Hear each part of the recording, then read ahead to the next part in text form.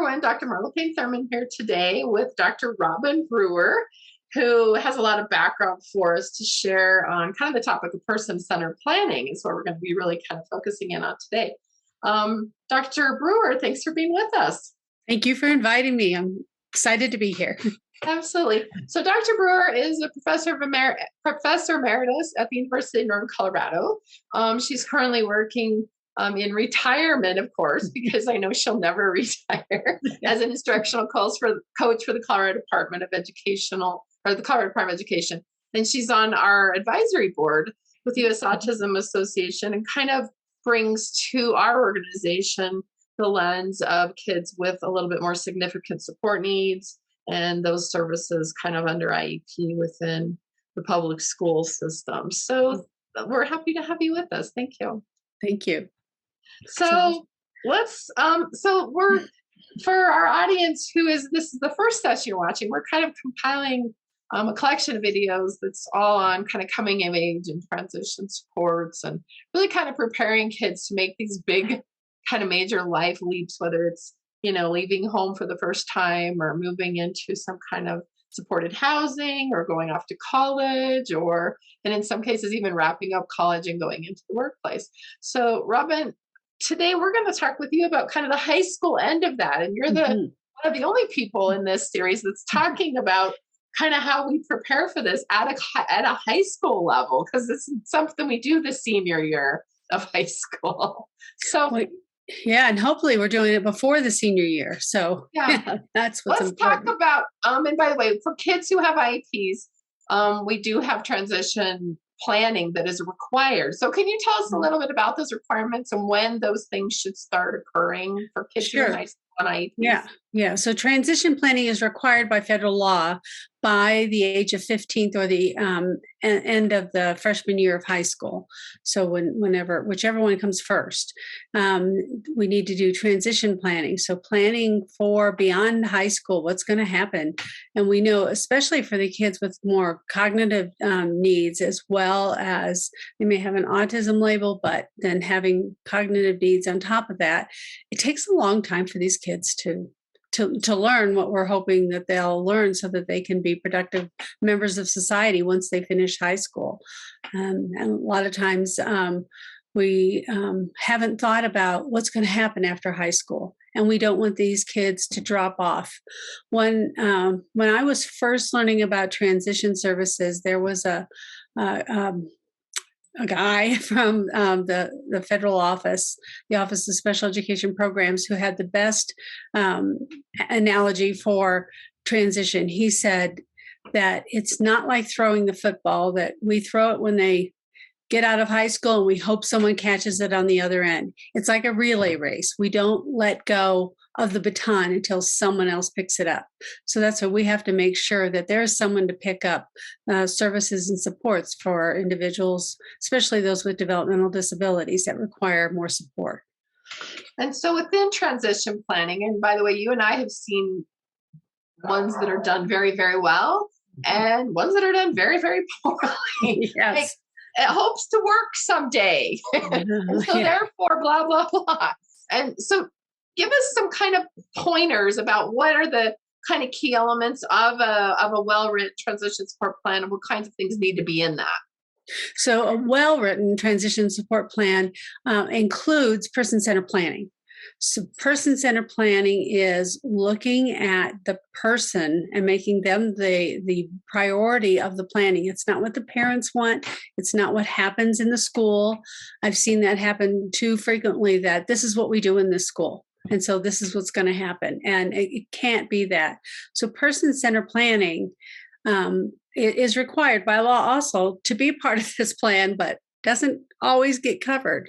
It's a plan that looks at what's going to happen in the next environment. It might be going into a transition program, an 18 to 21-year-old program. It could be looking at they're a freshman or a sophomore in high school now. What do they want to do when they get done?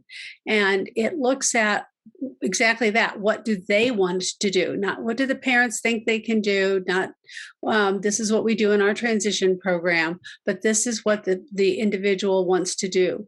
And then we backward plan like from that. So we start at the end and then we work backwards to figure out how do we get there. Right. And that really is the heart then of person-centered planning, is really getting to know that individual. By the way, this takes a little time. This isn't something we do in a 34-minute IEP meeting. Right. It's part of the evaluation process, right? It's part of the assessment process, is the person-centered planning. It really is. And I think it's part of the curriculum. I think the best the more we prepare the students for person-centered planning, the more they can participate in their own. Where a lot of times people say, well, they just really don't have the ability to do this. It's like, yeah, they do, but we need to prepare them for it. What is it they're interested in? Do we need to do some job shadowing so we find out what they are interested in? What is it that they like, and what is it they don't like? I did a person-centered plan for a young woman many years ago, and they were going to put her in job shadowing in a preschool. And she said, I hate little kids. I hate little kids. Do not put me there. And they just said, well, that's one of the places that we use in our school. And it's like, I don't care if that's one of the places you use in your school. This individual does not want to be there, and she knows that. So you have to really listen to them and find out what it is they want to do, and also what they don't want to do, and help them prepare for this life after high school. Right. So before we dive into person-centered planning, let's kind of reiterate that, first of all, it's not just an optional, nice thing to do. It's required. And right. that this transition planning is required. And that can't be a couple sentences of this kid wants to go to college, therefore must pass all classes. That cannot be a transition plan. Right. And the transition plan, it needs to address what they want to do, living wise, employment wise, social wise. So what things do they want to do for social, recreation, leisure activities, and social emotional as well? If individuals need that social emotional support, what kind of support will they need? And then within the IEP, there's a place to put their plan of study. So individuals, even those with developmental disabilities, need a plan of study. So what are they going to be taking while they're in high school? What do they need to cover while they're in a transition program, if that's the place they're going? So we need to make it very specific. These are the classes they need to help them prepare for this far off goal, and maybe 5-10 years from now. Mm-hmm. But yeah, we need to be very specific and address any agencies connections, because we know that many adult agencies have long waiting lists. And if we're not having the families work with those agencies at an early age, then a lot of times they will go to them once the individual graduates from high school, and they find out there's a 10-year waiting list. So we have to make sure that families are aware of the agencies that they need to connect with. Right. And so you've given us a really kind of good overview of person-centered planning. Let's just dive in, because there's several different kind of methods or models that are used. And I know you have a couple that you really like. So let's talk about the person-centered planning programs that you use, the one that you like, and kind of walk us through one of those. Like, what does that actually look like? Am I just sitting with this kid and talking to them, or what does this really look like? So in the past, I've always used MAPS or PATH. These are developed by Jack Pierpoint, Marsha Forrest, and John and Connie O'Brien many years ago. I was trained by them and used them, and they're great planning processes. They take about 2 hours a piece before the IEP meeting.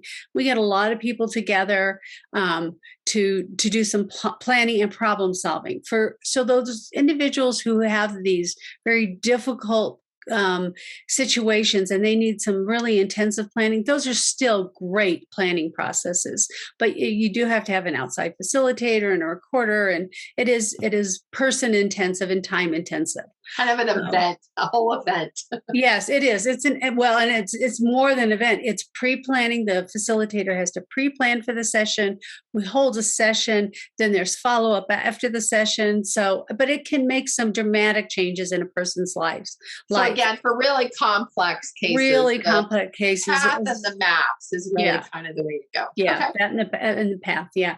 So this year I was doing some training for the Colorado Department of Education, and I discovered the Charting the Life course.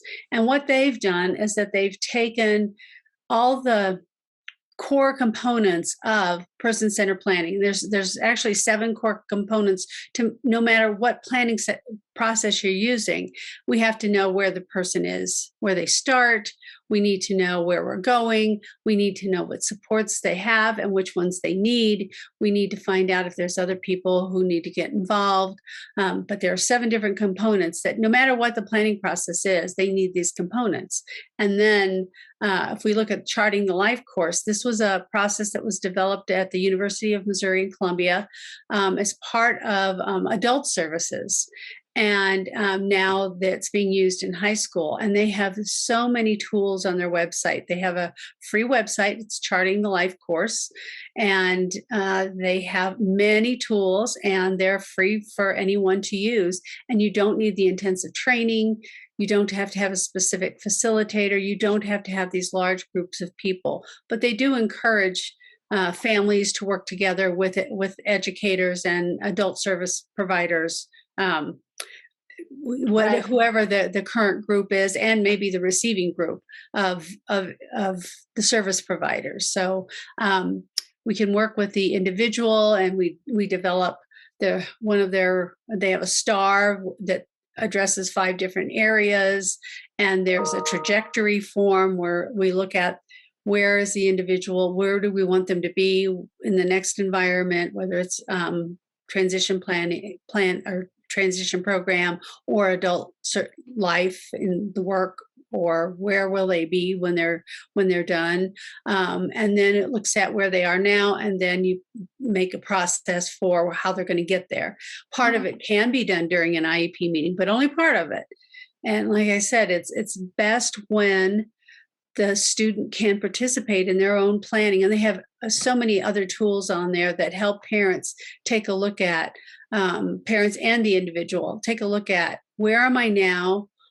Where do I need to go? And they have one planning form that asks a lot of questions. And it actually starts at infancy and like to 2 or 3 years old, very young children, questions parents should be considering. It has school age, so kind of K through 12 or K through 9.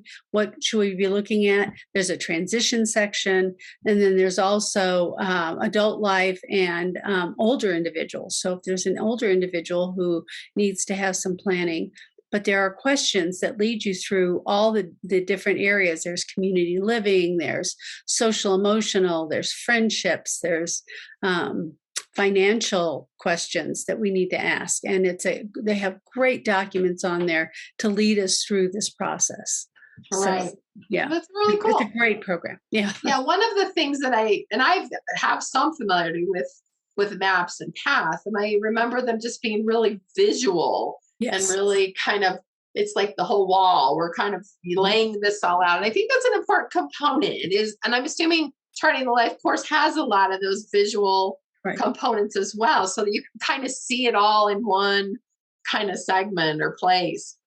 Yeah, and they have some on the website. They have all these tools in a PDF format, so you just download them and print them if you want. Some of them you can even type in.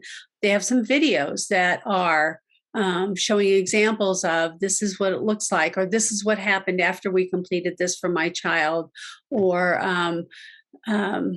just a variety of videos they have up there.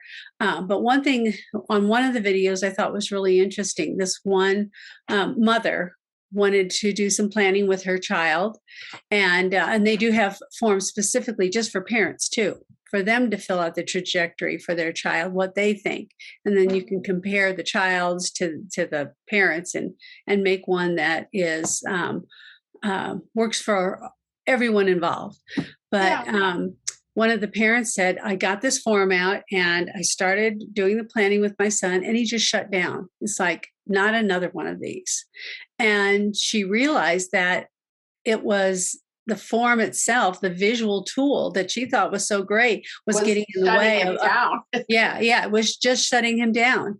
And so she said, okay. And she put it away and she got out a piece of paper and she used the questions that were on the form to guide what she was doing, but they turned it into just a conversation.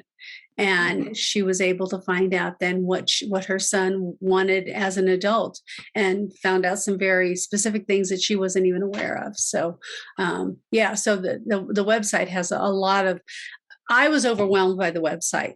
That's why I wanted to do this training. Camera just moved. I wanted to do this training because it took me so long to get through all the tools they have. And like I said, they have a lot of tools. And they also have a tool on there, and specifically for the state of Missouri, but it could be translated into any state, on abuse. There's financial abuse, sexual abuse, emotional abuse, and there's one more. There's four abuses. Physical abuse. Maybe it's physical abuse. And they have a little less than a 3-minute video of an individual with special needs who is learning about the type of abuse, and there's a guide that goes along with it. And when I was doing training, it was something that they really appreciated having too, because it was something that they hadn't seen before. So, right, exactly. So really important topics. Sounds like this Train Life course really gives us a lot of tools to really think about. Another thing you said I think is really important is that we don't have to wait till the freshman year of high school to start this transition plan. No. That's the place where it's required by law. Right. But I think some of the best transition planning is when we start really thinking about some of this stuff, even in those, certainly 6th, 7th, 8th grade kind of years. And I'm sure you would agree with that. Yeah. And I had a parent once, and this is, I had only been teaching 1 or 2 years, and their son happened to have Down syndrome. But when parents came to the IEP meeting, they said, when I'll call him Johnny gets to be 18, he's going to move out. So we need to plan for that. And he was in kindergarten that year. And it kind of took me aback, because most of the parents I had worked with were not thinking in that way. And they said when he turns 18, it's when someone goes away to college. And so whether he goes to college or a trade program or someplace else, or goes directly to work, we need to plan for him to be able to move out, because he needs to be an adult, and we need to plan for that. And I thought, what a forward-thinking family, because this was many years ago. But we need to get parents and families thinking about, how do I move my son or daughter forward, so that when they do become an adult, that I will treat them like an adult and they'll be ready to be an adult. So that's why Charting the Life course, that one planning form or planning document really is helpful, because it does give you those questions starting at a very young age. So Robin, that's really awesome. And one of the things I know that you've had is probably as much experience doing person-centered planning, like actually doing it, as anybody around. So I'd be really interested in kind of thinking about what the trends, what kinds of things do you see in terms of transition supports, what kinds of things? And I know that the programs are designed to lay those things out for us and make sure we don't miss any. But what are some of the kind of things that you see in terms of transition supports that are needed? And how we get started on all this? Kind of walk us through your experience with this now. So working statewide has been really interesting. So I just have one state's experience, but transition programs through the state, how a district addresses transition is so different, district to district. I was amazed that they weren't all doing it the way I thought it should be done. And it doesn't make them wrong. It just makes them different. And I had to think about it in a different way. Some districts, they offer different menu of options, and they let the parent just pick. That's it. And hopefully the individual has some input into that decision. Other districts, it is completely tailored for the family and the individual. It's we're going to do some job shadowing, or we're going to try some supported employment in the community. We're going to do some transportation training, maybe bus training. Some individuals are able to get a driver's license. Some individuals I thought would never be able to get a driver's license have been able to get driver's license. A young man actually with autism that I knew his father, who was a teacher, and I met him when he was in high school. Very significant issues. And he has had a job in our community now for many years. He drives his own car. He lives in his own house. And everybody just expected this is what he was going to do when he got done with school. So I'm looking at some communities being very, very upfront with parents and saying, you know what, we're not going to put any limitations on your child. I've heard some people during transition planning. One story, one of the transition coordinators that the Department of Ed used to tell, was a story about a young man who said he wanted to go to Wall Street. And this was a young man with autism, pretty significant needs. And everybody's just, he can't do that. And so one of the things that I really work on is not shutting people down. When somebody says, I want to do this, we have to explore why it is they want to do this. And so this young man, it was like, why do you want to go to Wall Street? Why do you want to work on Wall Street? What do you want to do there? He wanted to wear a suit and carry a briefcase. That was working on Wall Street to him. And they were able to get him a job shadowing, or job actually turned into a job in a large firm. And he worked in the mail department, and he carried his briefcase and he wore a suit every day, and he delivered the mail to people within the building, and he loved the job. They loved him. And I'm hoping it developed into more than that over the years. But we have to really look at, what does that person want to do and why do they want to do that? I've seen individuals, talk about, I want to get married and have a family. And it's like, well, you can't do that. And it's like, we can't say that to people. We have to look at, what that means to them and help to support them in meeting their dreams as much as possible. And we know that, somebody says I want to be a surgeon. Well, they may not become a surgeon, but that doesn't mean they can't work in a hospital in some other capacity. So we have to really help look at these the needs and the desires of individuals. And we see more and more individuals going to college now. There are several programs in Colorado, and they're all very different. One is at a community college. People commute and go to the classes, still live at home. One, the individuals go to college and they don't live at home. They live in a dorm, but the dorm is managed by the adult agency and the community. So they have a lot of supervision. And another one, the individuals live in a dorm with very little supervision. So we have to figure out what, if they want to go to college and if that will help them reach their career goals, what is it we can do to help them get there and prepare them? We found people who came to college who'd never spent a night by themselves, but yet the parents wanted them to stay there and live in the dorm. And it's like, you've got to practice. When you're still in high school or in a transition program, you have to practice for your next environment. So, and we're hearing that kind of across the board, that individuals with autism, especially, and a lot of even our, intellectual disability or developmental disabled populations might have a lot more capacity than we give them credit for, might be able to do a lot more than we think they can. Mm-hmm. And so it's really important that we don't stymie them or shut them down in any way. But it's also important that we take the time to get them ready. We can't just expect that they're going to launch in a traditional way. So it takes a lot more effort in these kind of junior high school years to kind of practice and ready for those adult skills. I think it's interesting that we talk about kind of that innate or that kind of underlying intellectual ability, because we've had so many.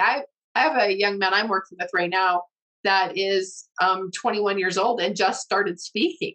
And academically, they still have him doing through homeschool and working with tutors. He's still building his academic skills. He's gone from third grade to fifth grade. There's just no reason that we have to say, okay, well, you're 18 now. Your formal education stops. Mm-hmm. So in other words, some kids are just on a really different clock, and this kid really wants to go to college, and the parents have given him all the supports to build that, but sometimes that is on a different clock, and that's okay.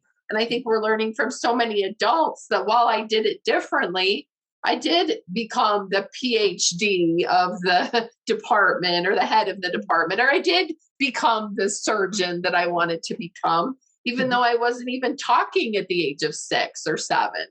And we hear that all the time. And so it's so important that we kind of, I think you say, a presumption of competence. We have to kind of assume that there's more ability there than maybe it looks like there is right at any one moment. Right. We have to make the least dangerous assumption, which is don't assume that they can't learn this. If we assume they can't learn it, we find out later on, oh my gosh, they were learning. They were like a sponge. They just couldn't express it. Then we've made a very dangerous assumption. So we have to make the least dangerous assumption, and we have to expand their horizons and expand what's happening in their life so that they can learn, and we can continue to explore new options with them, because it's not up to us to decide what they can and cannot learn. Well, and that brings us kind of to another question I'd like to have you help our audience explain. So under special ed law, kids have the right to free and appropriate public education through high school. So talk to us about how kids qualify for transition services in that 18 to 21-year-old age range, what those can look like, how that's different than, say, maybe just traditional high school. So help us kind of walk us through that a little bit. Yeah, qualifying for transition services should be an individual decision made by the IEP team. Have they met all their high school requirements? If they have and they graduate, then they no longer can qualify for transition services. So once they get that diploma, they are done. I had one young woman where I wanted her to go into an 18 to 21 transition program, and her mother insisted that she graduate with her peers. And it's like, we can have her walk with her peers and give her a social diploma, but not her regular diploma, so that we can still provide services. She wanted to go to a community college, and we thought that with support, she could do that. Her mother said, no, she has to graduate. So she graduated, and about 3 months after the new school year started, her mother called me and said, I need help. And it's like, I'm sorry, I can't do it anymore, because once they get that high school diploma, they are done. So that's the first thing. They can't have gotten that high school diploma. By the way, I'll add, I've had clients that they were homeschooling and went ahead and got the GED and recorded that with the district, and kind of same thing. Now they no longer qualify for that, even though they might really need that. So you have to be a little careful thinking about that marker, that completion, whether it be diploma or GED, because that's the point when those transition services are no longer eligible, correct? Right. Yeah. Okay. And then, so if they don't, they can walk through graduation, though. That doesn't stop them from walking through graduation. They just don't receive their diploma at that time. And like I said, a lot of districts will do a social diploma, and they will give them a piece of paper so that they have that, but it's not the regular diploma. And if they need to continue to learn, then that program is developed based on how they are working in their district. And one thing is that we can't say, and I know it gets said, oh, your student doesn't qualify because their disability isn't severe enough. That is not that's not a requirement of transition programs. A transition program should be any student who has an IEP who still needs to continue to learn and has not met all their academic milestones at the high school level. I know that there are some of the smaller rural schools that still do transition within the school, or at least they start at the school just because of numbers. They can't go out and have a transition program in other places. Many places, though, have transition programs that they don't meet at the school anymore. They may meet at a community college. I know that there's some that meet in hospitals, that they'll have a conference room or something, and that's where they meet. There are some programs that don't have a central meeting place at all. It's just they set up the services, and the individual might take a bus to where they're doing a job shadow. And at first, the teacher might go along with them so that they learn the bus route, where to get on, where to get off. What do we do if it's a different bus driver, which can throw people off? And so they really do that transportation training. Some places have vans that come and pick people up at home and take them to wherever they're going. It's just depends on the needs of the individual. It does somewhat depend on the services that the district can offer. Like, well, if you're in a community and there's no public transportation, you can't teach them public transportation. So you have to have an alternative. Right. So if they have public transportation, though, that's a great time to teach how do you access the community. And again, that doesn't have to wait until post high school. That can start in high school. We can have kids in high school part of the time and accessing the community part of the time. That gradual letting go of and teaching them those transition skills can begin in high school. Yeah, and it's interesting because I've worked with some kids who they still have academic goals that are high school level, while some of their skills are higher. So they've been able to simultaneously, get credits and graduate from high school with an associate's degree at the same time. And that's not uncommon. That's happening more often than not anymore.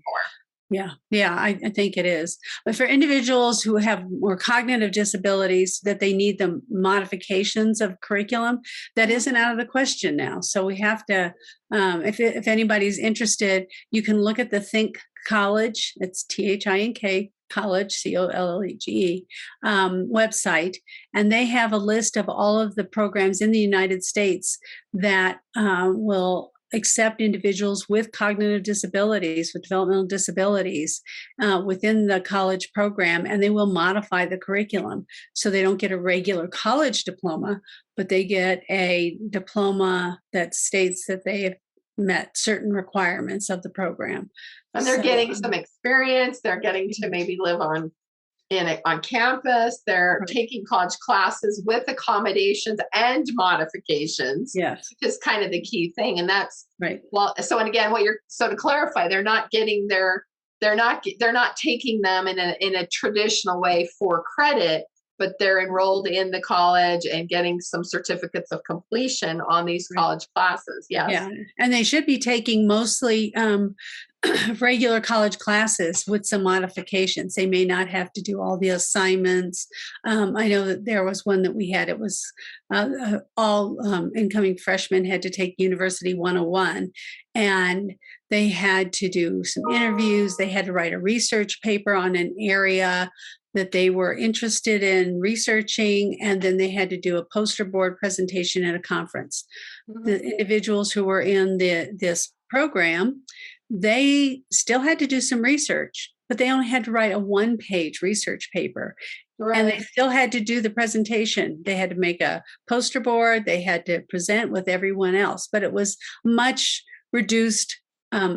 The academic part of it was much reduced, but it still had the same outcomes of researching an area, writing a paper, and doing a presentation. So, and I would guess, Robin, that very few people that aren't involved in this know that these programs even exist in terms of they're all our college problems. So give us that name again. It's Think what? Think College. Think College. Okay. Think College. And that's really the list of these programs that provide academic modifications to the curriculum for college age kids. Yeah. And they're growing every year. So I said there's 3 official programs in Colorado, but I know of a couple others that are. There's one program that supports individuals with autism, but it doesn't modify the curriculum. but it does provide additional social emotional support. So that and that actually I think is on the Think College website. So and every state is these numbers are growing every year. New programs are starting. Some of them started with federal grants. That's how the original program started, and this Think College website started was through a federal grant. But I know the ones in Colorado didn't start with a federal grant. It was parents who helped to create an organization that helped to provide some seed money. So we've never had a federal grant, but yet we've got programs. So and one of the things that we're working on is kind of exploring those options for kids who are kind of non-vocal and don't necessarily have very good keyboarding skills either due to motor coordination, but have really high cognitive aptitude and ability. And some of those kids have graduated from college and are struggling with that transition from high school, which was maybe very online and mom did a lot of the typing or whatever, to kind of a college setting where they're actually doing, accredited work under some accommodation around either the written or the spoken output components. So yeah, and every college should have a disability resource center or something that does provide those accommodations for individuals with special needs. Sometimes they need significant support though, and it's the office of support just can't provide those supports. So a lot of times, as they don't know how to do it, right? And they don't that's true. Yes. To do it. And so very often we're kind of having to kind of reinvent the wheel for them. So we've talked about kind of the college support or college modification type programs. You've talked about some other agency involvement things that go into the transition. So we haven't really talked about some of the other agencies that might get involved in this person-centered or transition planning procedures. Give us kind of some examples of those. Well, and so I'm really most familiar with Colorado. I've been here for 30 years now, and I know a lot about the adult system here, but not workman's comp, vocational rehabilitation. There we go.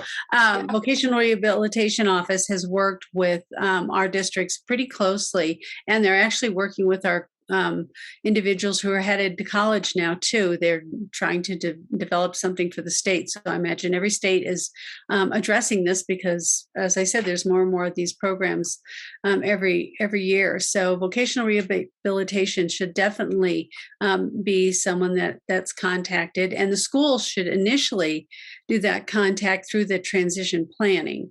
And then services for individuals with cognitive disabilities or developmental disabilities. We have services that are provided by county in our state. Other states do it differently. They may be private organizations, and there may be private ones as well as county-based ones. But going through our county-based organization, they can help identify the different types of services that are available and who to add in as far as connection. And then we have to look at healthcare too. Healthcare for the individuals. Who's going to manage the healthcare? Is it a state Medicaid, or who's going to be doing that? Financial services. We have to look at who's going to do that. And in that Charting the Life course, that one document, the planning document, has all those questions for parents too. Who do you need to contact? What do you need to be considering? So I really suggest, even if you don't do the Charting the Life course process, getting that one document and making sure that you're asking all the right questions and getting those agencies involved. Yeah, and Michael Beloff, who does financial planning. He's a parent of a young man with autism. He actually has a series for us that's on work while receiving benefits. There's a section on housing, and then kind of trusts and financial planning and how to support your child financially after you're gone. All of those kinds of things are in there. So that's a really good. There are good resources out there, and that's actually kind of a 3-part series that we have. But that also ties into what you're talking about. And what I think you're saying, Rob, and correct me if I'm wrong, is that the the public school team should be helping with some of this transition planning, as opposed to sending the parent down the road to the disability to social Right. security disability center Yeah. and say, figure it out on your own. This is Yeah. our responsibility as special Yeah. educators to actually The- be helping make those transition supports. And one of the problems is that they can invite, the school can invite these agencies. They don't always come. But Right. if they're not showing up at the IEP meetings, then the parents should be getting the information from them. Okay, I see you invited vocational rehabilitation, and in our state, it's community center board.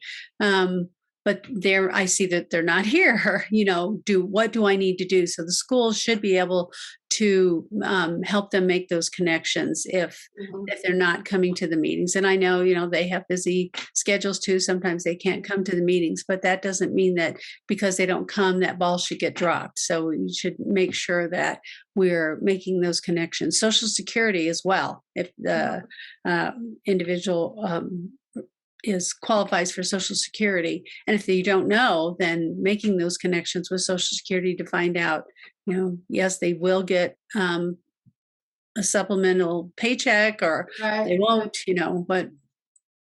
And understanding what that's involved and how we can sabotage that without early planning, because there's some financial limits that kids have to be able to qualify for those programs and all of that. So those are all interagency organizations and workings that sometimes don't happen. And by the way, as parents, we always have to be the one that makes that happen. We always have to be the advocates, and we always have to drive that.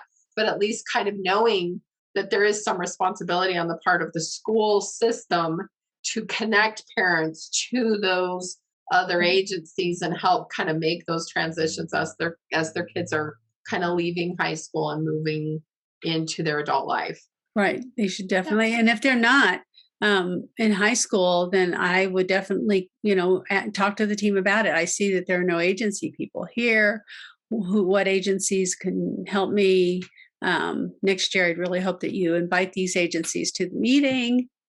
Yeah. Exactly. Encouraging them. Yeah. Exactly. And parents can always bring someone to your meeting too. The ARC in most, we have it by county here.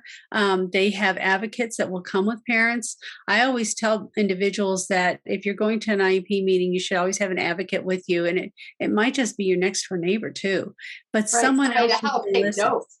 Yeah, help take notes and help listen. And there may be sometimes the information comes across so fast that you just miss it, or they say something and you think you understand, and this other person says, "Wait a minute, what did you mean by that? I don't understand that." So just having someone else who's more maybe impartial and less emotionally involved in the IEP meeting. I have a daughter with learning disabilities, and I had to go to an IEP meeting, and it's like it totally changes how you participate in an IEP meeting, whether you're the professional or whether you're a parent or family member. So having that individual who can really listen to what's happening in the meeting and question things that maybe they didn't get finished. We'll come back to this, and they forget to come back to it. That happens a lot too. So just making sure that the parent has the support, and always encouraging parents to bring someone else with them. As a teacher, I did. Yeah. Always told the parents, bring someone else who can make sure that we're covering everything for this person. And it was like, my child has so much to work on by the time they get out of school. I just don't even know. And I want 20 goals on their IEPs so that they can get done. And we know that if they have 20 goals, we're not going to reach all those goals. It's too many. But I used to ask the parents I worked with, what is it, if your child could learn this in the next year, it would help them to be a more independent individual. What's going to help them become more independent? And that gave the parents a way to focus on, oh, okay, we won't think of everything they need to do, but how can they be more independent? If it's dressing themselves, if it's taking care of their personal hygiene. That may be something they still need to address in high school. So how can this individual be more independent? Absolutely. And that kind of brings us to really kind of my last question for us, and kind of as a wrap up question. Through the years, Robin, what are the things that you have seen that families really should kind of be prioritizing? Maybe not the long list, but kind of those main things to prepare and kind of plan for this transition, whether it's to move into living independently and work, or going to trade school, or going to college. What do you think kind of those big buckets are that parents need to really be aware of? So I'm a very big proponent of inclusion, including individuals into general ed curriculum. I've heard some people say, no, I need to learn life skills. Well, being in social studies class, that's a life skill. You have to work with other people. You have to sit and listen. You have to prepare and follow directions. That is a life skill. Reading is a life skill.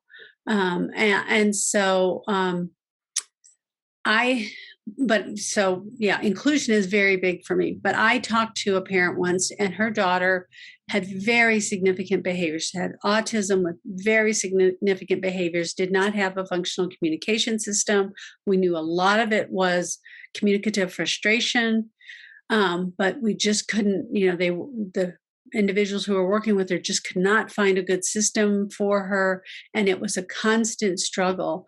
But they included her, and they provided the support so that she could be included. She had a birthday party that kids came to. It was so exciting. This young girl continued to grow, and behaviors became more aggressive and violent. The parents had to actually place her in an out-of-home placement at one point. And so I was talking to the mother one day. The young woman was probably in her early 20s by then. And I said, wasn't it great that Susie was included and she had friendships? And her mother looked at me and said, if she could feed herself and toilet herself, she'd be a much more independent and a much happier adult. She doesn't have those skills. And it just hit you like 20 years, 20 years of or 18 years of high school, and we've got a woman who can't be independent in those she can't be independent. And so that's my priority, that they can physically take care of themselves. They can feed themselves. They can find a way to be able to eat independently. They can toilet themselves. They can take a shower and wash their hair. They can get dressed. So that's one of the big areas that I really, it's self-dignity. If you can do those things, you have much more self-dignity. And so that's one of the areas that I always think that's very important. We've been focusing on a reading skills for individuals with significant support needs. It's called comprehensive literacy for students with severe needs, maybe. But Karen Erickson is the author. We've been studying this, and she says it is never too late for an individual to learn to read. Reading is one of the greatest life skills an individual can learn. And it is a focus that we should have for every student, is that they are literate at some level, and we continue, and we don't give up. If they're in high school and they're not reading, we don't give up. Like you said before, individuals can be older and they can reach those dreams, but if they can't read, that's really going to limit their dreams. Absolutely. And we used to think that individuals with cognitive disabilities or intellectual disabilities, that they couldn't learn phonics or phonemes, and we were really limited, and we did sight word teaching. And we know now that, we were wrong, that we were very wrong, that these individuals can learn to read, and they can learn all the components of reading, and they just need good teachers to teach them. So, So if they're in high school and they're not reading, I would continue to have a literacy goal. So, Well, and by the way, and you can have the opposite too. You can have that the kid who's really academically doing okay, actually, but still can't take a shower. You can't take a shower, right? Can't interact safely with be others. left home alone because they're going to burn the house down accidentally. Yeah. So those and kinds interacting with other individuals and learning those kind of work skills. Most of the individuals with intellectual disabilities that are placed in community work settings, if they lose their job, they don't lose their job because they can't do the job. It's usually a social skill. So really focusing on those social skills, taking a break, coming back from the break, asking to take a break. When you're sick, calling in, making sure that someone knows that you're sick and you're not going to be there, or email or whatever the communication method is. But yeah, those basic social skills are very key. And the reason I kind of mentioned the one I mentioned is because I think sometimes we track kids, either they're this or they're this. And we can have kids who have these very, very significant taking care of yourself, dressing, communicating skills, who are still very much cognitively tracked towards college and beyond in terms of their ability to perform in terms of high level science or math, for example. We have a young man on our advisory board who has some of these challenges. In other words, he's so asynchronous in his skills. He has these very, very high cognitive academic potentialities, but yet still really struggles. And so much of what happened for him in school, and I've talked to him, and so I know I have kind of his permission to share, is that because he needed these life skills around grooming and dressing and all those things, that's all he got. Oh, yeah. Right? So in other words, it's that you have to really individualize. And I think that's where you've really kind of shared for us. And I know, because I know a little bit about your work. And by the way, Robin was my advisor when I went back and got my second PhD, or my second doctorate in special education. And so, but one of the things I think we know is that this is where person-centered planning really does help us figure out what those huge various differences and needs are. And that's, I think, the beauty of person-centered planning. Yeah, it takes a real holistic view of a person. It's not just academics, or it's not just life skills. Right.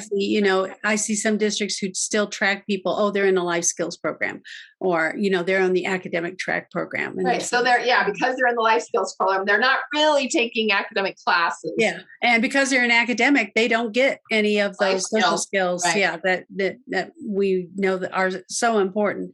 So it shouldn't be that way. It should be very individualized, and we address the whole person, and the person-centered planning really can help look at all of the areas of planning for an individual, and looking at, what do we prioritize? What is the most important skills that we're going to be focusing on this year?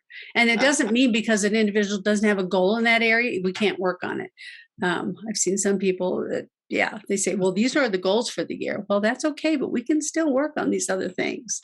Yeah, there's kids going here that don't have any goals on an IEP, and we're still teaching them. Yeah. So, yeah. Right, exactly.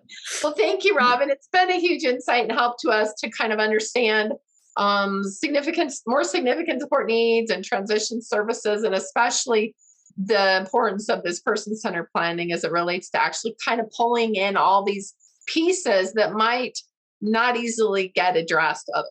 So yeah. And if anybody wants to know more information on Charting the Life course, you can get in touch with me, and I'm happy to talk to anyone about it and share the information that I've learned. That sounds great. And Robin's information is on the US Autism website, listed under one of our speakers and also under our advisory board. So Dr. Brewer, thank you so much for being with us. It was a pleasure interviewing you, and I appreciate your time. Well, thank you very much. I always look forward to talking with you, Marlo. It's always an interesting conversation we have. It is, isn't it? You've taught me a lot. So thank you.